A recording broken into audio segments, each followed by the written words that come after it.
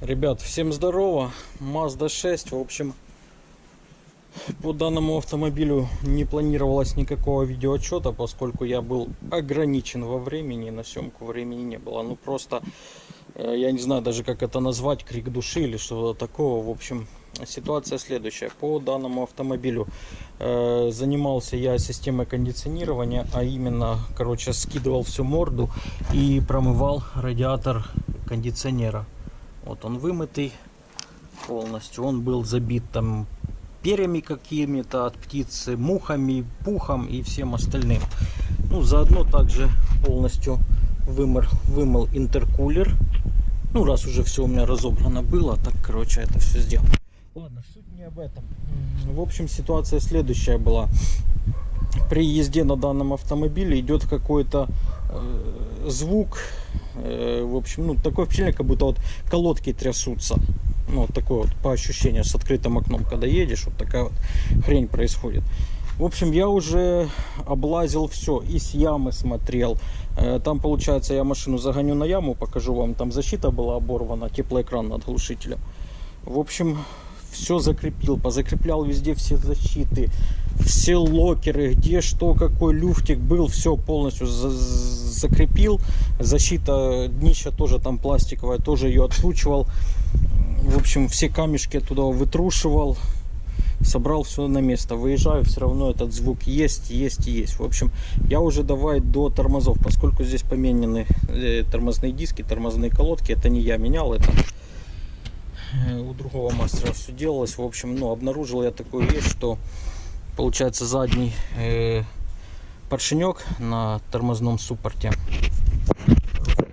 Здесь такая приблуда есть, что вот эти вот выемки, вот они должны как бы быть вот в таком вот положении. Почему? Потому что на внутренней колодке вот такой вот пыптык есть. И получается здесь тормозной поршень был провернут, что вот этот пыптык упирался вот, ну, в сам тормозной поршень. И получается, тормозной поршень давил на этот пыптык, а не на всю поверхность тормозной колодки. Вот оно видно даже, что пыптык блестящий. Но это я уже пересобрал, потом проехался. Это уже так сказать, после моей переборки вот эти следы. Вот этих следов не было на тормозной колодке. То есть тормозной поршень давил только на этот пыптык. Короче, все. Переделал это. Я пересобрал с левой стороны, с правой стороны пересобрал. Все собрал на место. Выехал опять. Все равно этот звук есть. Я уже, короче, на передние тормозные колодки тоже все разобрал. Все тоже там, все пружинки, все фиксаторы поджимал, посмазывал. Собрал. Жаль, все равно звук этот есть. Короче, снял амортизатор. Думал, может быть, вот верхний шток, гайка штока, может быть, здесь вот в упоре в самой откручено что-то. Нет, снял, все здесь четко, все хорошо. Сайлентблок по амортизатору тоже более-менее нормальный. Амортизатор рабочий, все хорошо. В общем, давай же, начал я уже тут, получается, снял амортизатор. Пружина, как бы, ну, все, уже подвеска чуть-чуть подразгрузилась. Давай его шатать, слышу, что-то тарабанит. Короче, потом заглядываю, ну, здесь я уже все разобрал. Открутил рычаг, где пружина стоит. И вот такая вот хрень тут. Вот такой вот сюрприз. Гляньте, он уже какой набитый, этот камень. И он меня вот это вот. Вот такие вот он звуки издавал. Паразит такой вот. На вот эту вот хрень я убил целый день. Облазил уже все сайлентблоки, все тяжки, втулки стабилизатора, шаровые, все. Вот это вот хрень гребаная. Ладно, все, собираю все на место. Так, машина на яме. В общем, пока я искал вот этот источник шума, в общем, перезакрепил вот эту вот защиту, дребезжала. Потом вот эту вот защиту откручивал полностью. Короче, отворачивал, я смотрел, думал, может там где-то какой-то камень. Ну, вот что-то где-то такой звук был. В общем, здесь все перекрутил. Вот эту вот защиту, вот здесь вот перекрутил ее. Вот здесь тоже дребезжало. Также вот та защита, теплоэкран, тоже восстановил. Потом Вот это вот теплоэкран над банкой глушителя основной. Тоже вот она вот на таких заклепках. Все заклепки подгнивали. Вот этот теплоэкран тупо валялся на задней банке глушителя. И когда переезжаешь через лежачий полицейский, бу-бум, бу-бум было, короче. Также все здесь перезакрепил, сделал так как положено. Подзакрепил вот здесь вот бампер, потому что тоже дребезжал. Передние локеры, подкрылки тоже дребезжали, тоже их перекрепил, все сделал.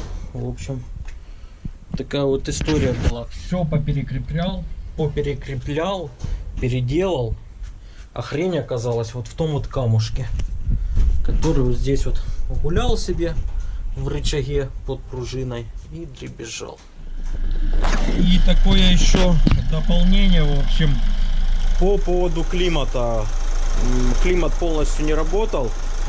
Клиент сам обращался к ребятам, ну, по кондиционерам. Ему сказали, надо вымыть снаружи радиаторы, поскольку радиатор кондиционера забит. И получается, ну, он не охлаждается и климат не работает. Радиаторы я помыл, как я уже говорил. Теперь климат работает, все отлично. Вот он сейчас, в принципе, включен на 15 градусов. Вот на выходе 9 падает.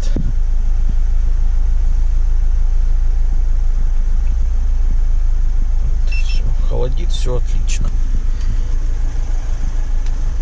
Так, пока остановим. По промывкам радиаторов была такая, ну, даже не сложность, а то, что велика вероятность, что он повредится, именно сам радиатор кондиционера. Почему? Потому что, сейчас попробую вам показать. Вон, видите, вот это вот первый идет интеркулер, а дальше идет радиатор кондиционера. И там вот нижние соты, ну как соты, и между сотами перемычки, они уже выгнившие.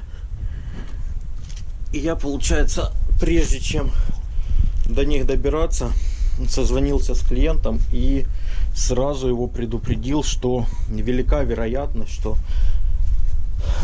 повредится радиатор, и его потом придется просто-напросто менять. Ну, клиент сказал, давай попробуем вначале промыть. Поменять мы, в принципе, всегда успеем. В общем, я промыл, систему кондиционирования заправили, обслужили. Пока все работает. Но как надолго этого хватит с таким радиатором, я не готов сказать. Ладно. Ну, самое главное, что я все-таки победил эту проблему, нашел ее. Конечно, пришлось потратить на это целый день. Ну да ладно, на этом все. Катаемся, не ломаемся. Всем удачи.